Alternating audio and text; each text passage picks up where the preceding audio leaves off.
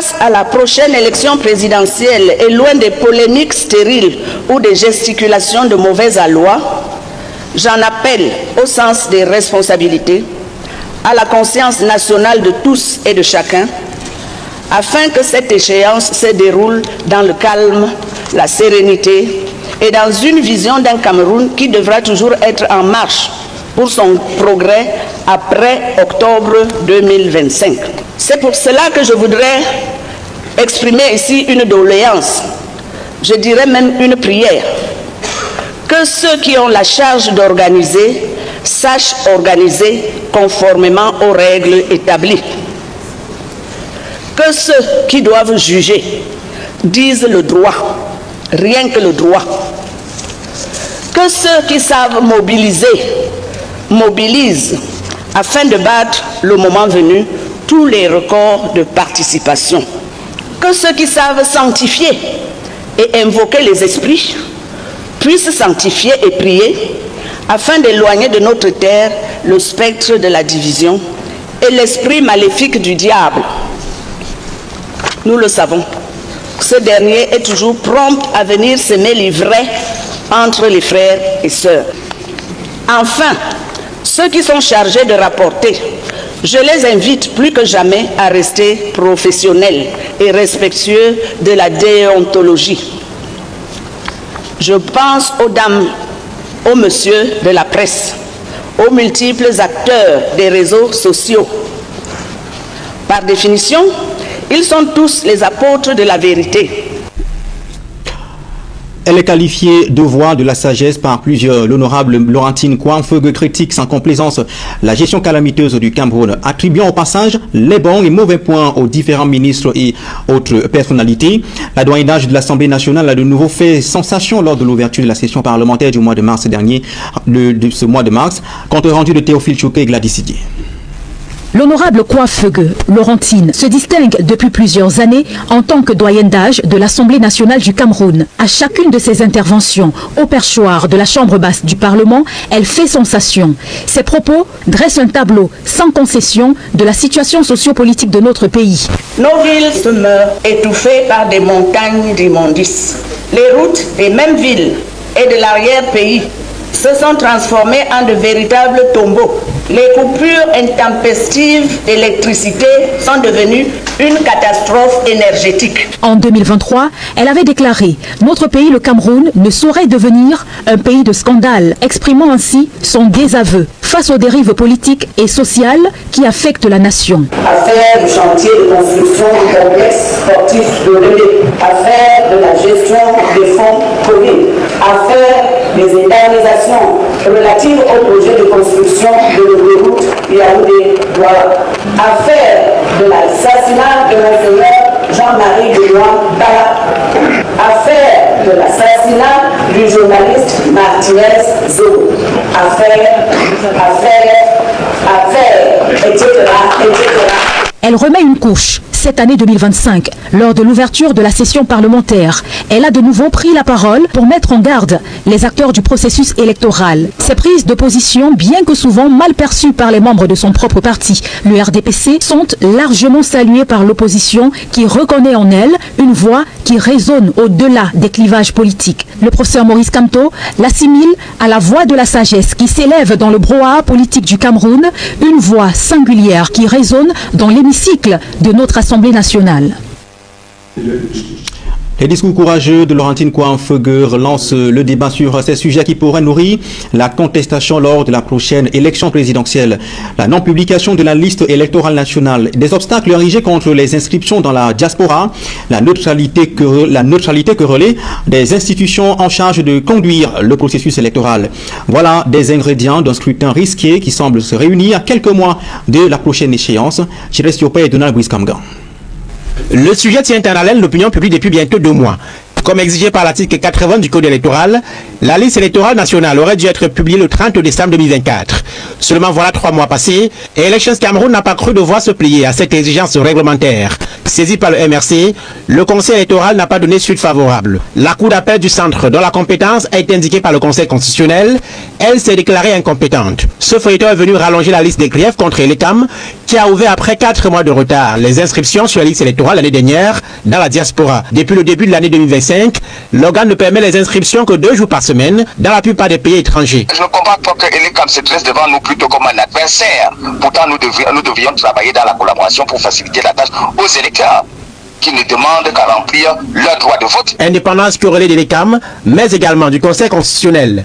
En novembre 2024, le président de l'instance, Clément Tangana, crée une vive polémique en participant à une réunion des élites du département du Lyon-Esso, sanctionné par un appel à la candidature de Paul Biya à la présidentielle. La controverse a depuis lors rongé la sérénité dans la classe politique de l'opposition, au point où certains estiment qu'il est nécessaire de remettre à plat tous les instruments de gestion des élections pour une présidentielle apaisée. Parce que les esprits sont surchauffés, hein. On le sent quand on est en contact des populations. Si le président Paul Biya croit effectivement que le Cameroun et les Camerounais lui ont donné, il devrait réformer le code électoral. Voilà, il y a une session parlementaire qui en met. Pourquoi ne pas déposer un projet de loi qui crée un organisme électoral véritablement indépendant ou organisme d'élection de 2025. Avec le fort engouement noté chez les Camerounais, dont une bonne partie s'active pour se faire enrôler sur les listes électorales, la problématique de la transparence lors de la prochaine élection présidentielle prend une place inédite dans le débat public. Et c'est un autre coup de gueule qui vient de l'intérieur du régime en place. Dame Adja Aoua, militante RDPC, dénonce le règne désastreux de son président national qui a plongé des Camerounais dans l'extrême pauvreté. Accompagnée de certaines figures politiques de la société civile, essentiellement des femmes, elles interpellent le chef de l'État à prendre ses responsabilités. Compte rendu de Carlos Minoué et Julien Berthe-Bissaï. Il n'y a pas d'eau, il n'y a pas de lumière. Je suis à Douala. Depuis 1h du matin, on a coupé la lumière. La lumière est revenue à 5h du matin. Comment est-ce que quelqu'un peut se relever à 5h du matin, aller travailler? Les commerçants vont fonctionner comment? C'est inacceptable. Tout en colère, c'est une militante RDPC, Adja Aoua, qui dénonce les conditions de vie précaires des milliers de Camerounais. Originaire du Septentrion, elle s'indigne du mauvais état de la route nationale numéro 1, desservant les régions de l'Adamawa, le nord et l'extrême nord du pays. Le Grand Nord ne peut pas aujourd'hui se développer parce qu'il n'y a pas de route. Et ce n'est pas une histoire seulement de 1 an, 2 ans, 3 ans. Ça dure des années aujourd'hui. Pour quitter Kousséri Maroua, des trucs que tu pouvais faire 3 heures, 4 heures du temps maximum. Aujourd'hui, tu quittes à 6 heures du matin à Kousséri. Tu arrives à Maroua vers les 23 heures minuit. En compagnie de l'avocate Maître Alice Com, Maximilienne Gambet, toute responsable du REDAC, et Issa Abiba de l'UPC, Dame Adja Aoua s'insurge contre la malgouvernance et le laxisme du chef de l'État. Ce ministre bandit là, à col blanc là, si vraiment il faut les enlever, il faut qu'il quitte, qu'il arrête de menacer le peuple, pas seulement ceci. Combien de populations souffrent du nord au sud? Quelqu'un parle de on a arrêté, on n'a plus peur de vous. C'est-à-dire le peuple en a marre, nous sommes fatigués du nord au sud, de l'est à l'ouest.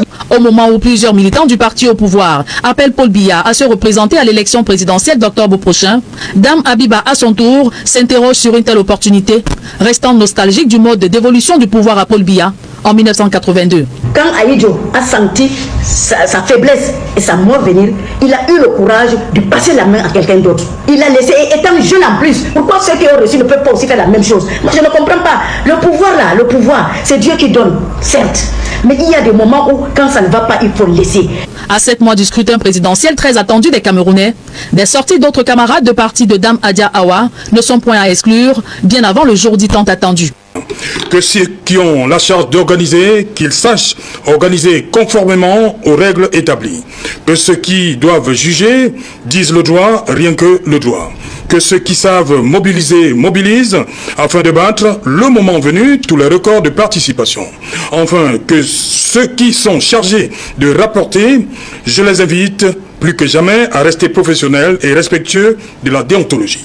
Cette prière, voire doléance de la doyenne d'âge de l'Assemblée nationale, Laurentine Feguet, épouse Mbédé, lors de son allocution d'ouverture de la première session ordinaire de l'année législative 2025 au Palais de Verre Paul Biya, occasion une nouvelle fois pour l'élu RDPC de la Meufoua Famba de passer au scanner dans un style qui lui est propre, les derniers événements ayant marqué la vie de la nation.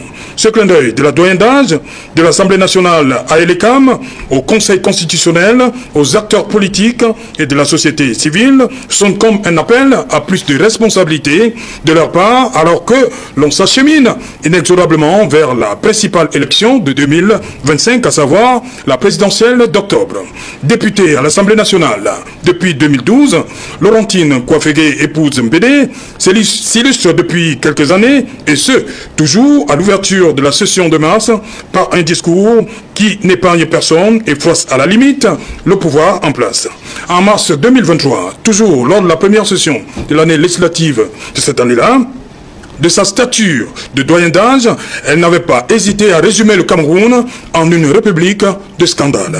L'année dernière, et à la même période, elle prenait comme cible ses collègues députés et l'État du Cameroun.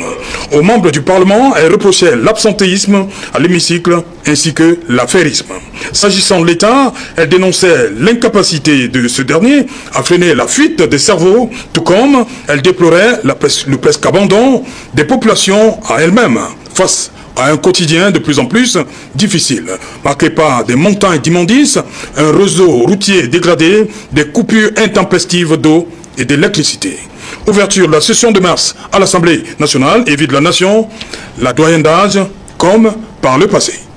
Que ceux qui ont la charge d'organiser, qu'ils sachent organiser conformément aux règles établies, que ceux qui doivent juger disent le droit, rien que le droit.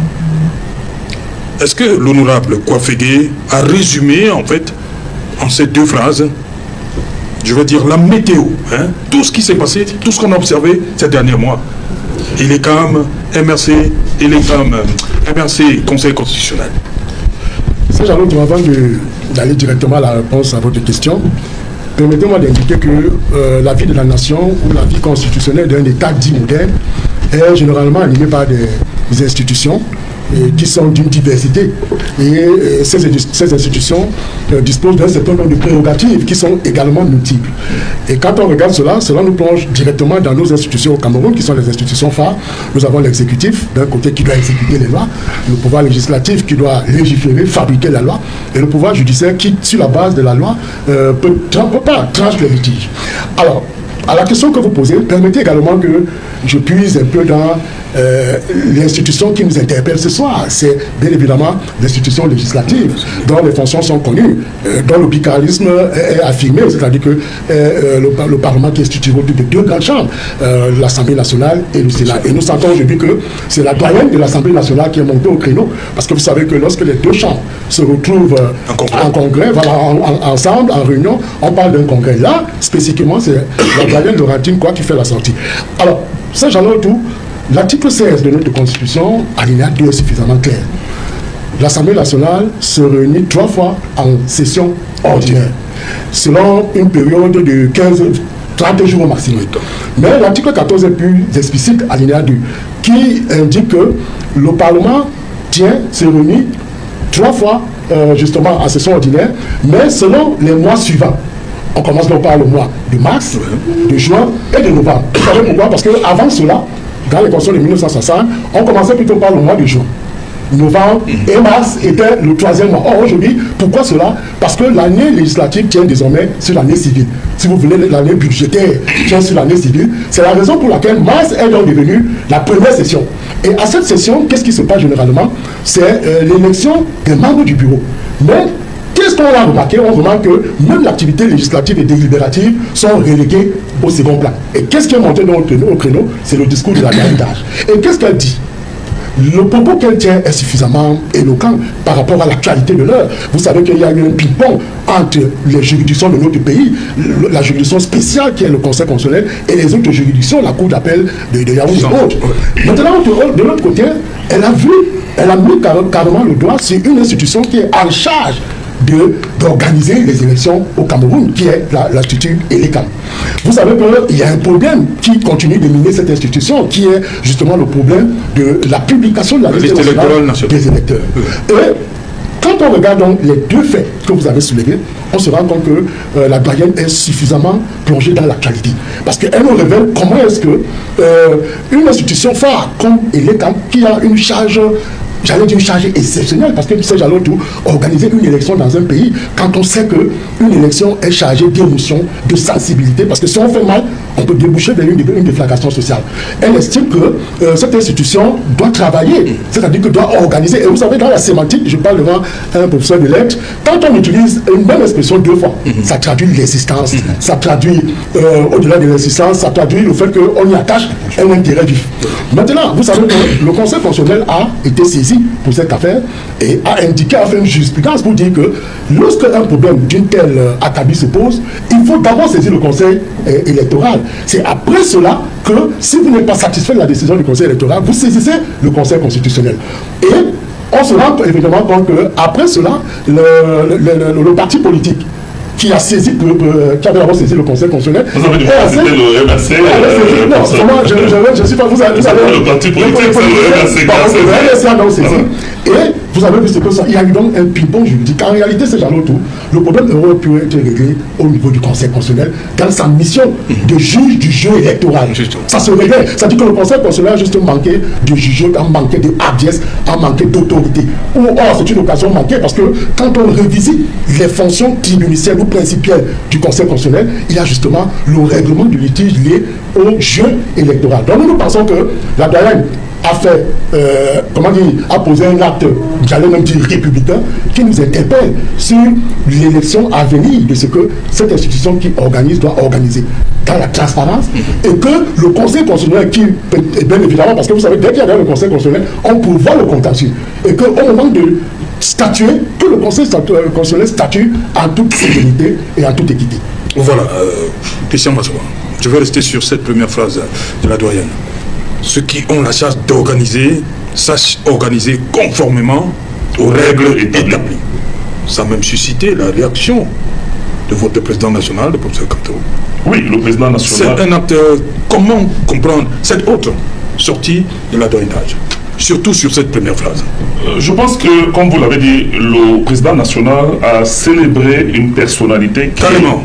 Oui, c'est-à-dire le président national a reconnu que cette dame, la doyenne d'âge, en prenant cette position dans le contexte camerounais aujourd'hui, a marqué son attachement fort à la République et à tout ce qui peut être républicain. Quand on parle de la République, on parle du respect des lois.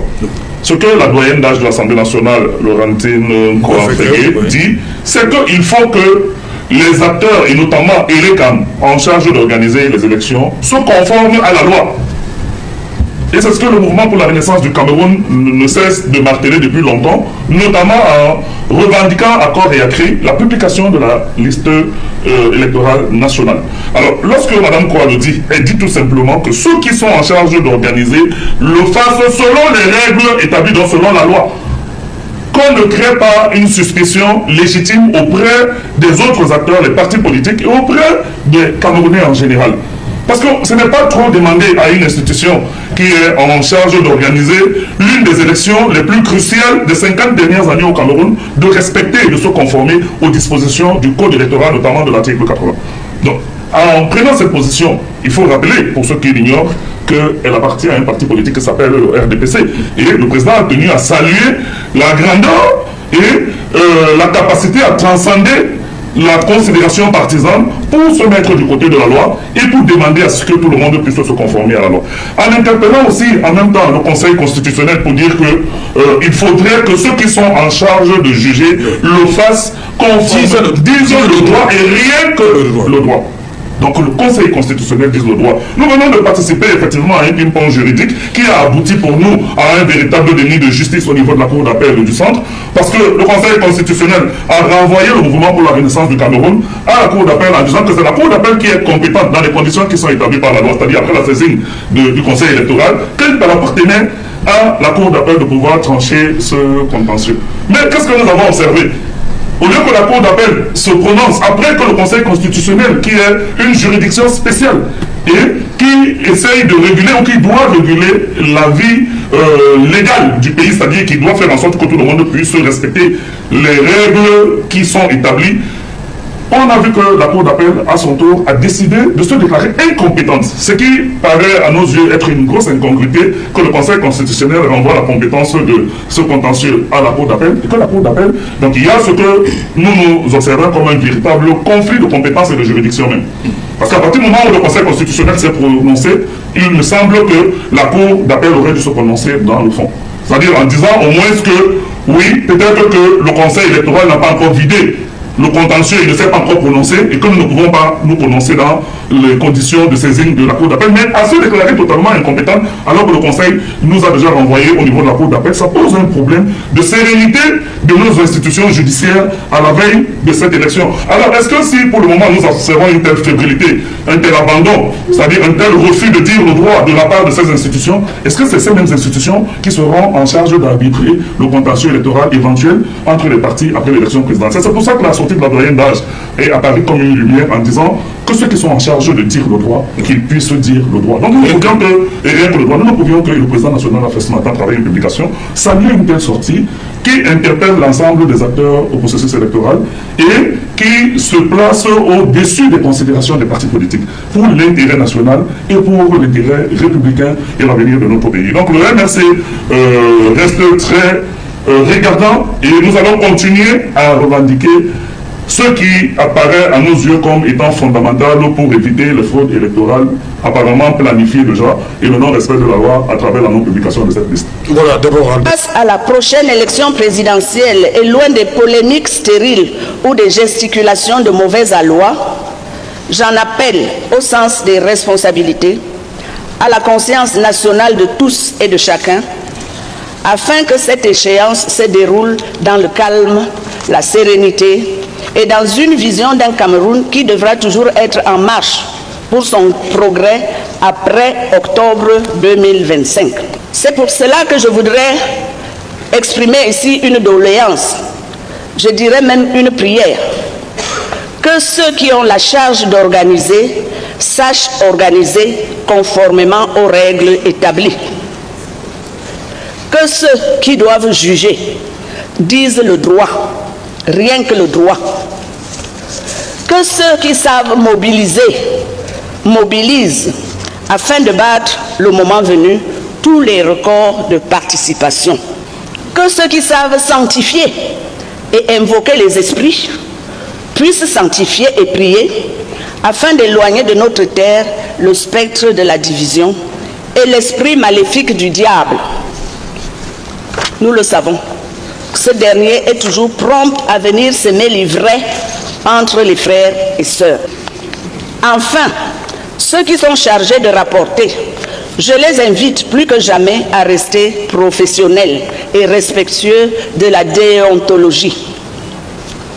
Je pense aux dames, aux messieurs de la presse, aux multiples acteurs des réseaux sociaux. Par définition, ils sont tous les apôtres de la vérité.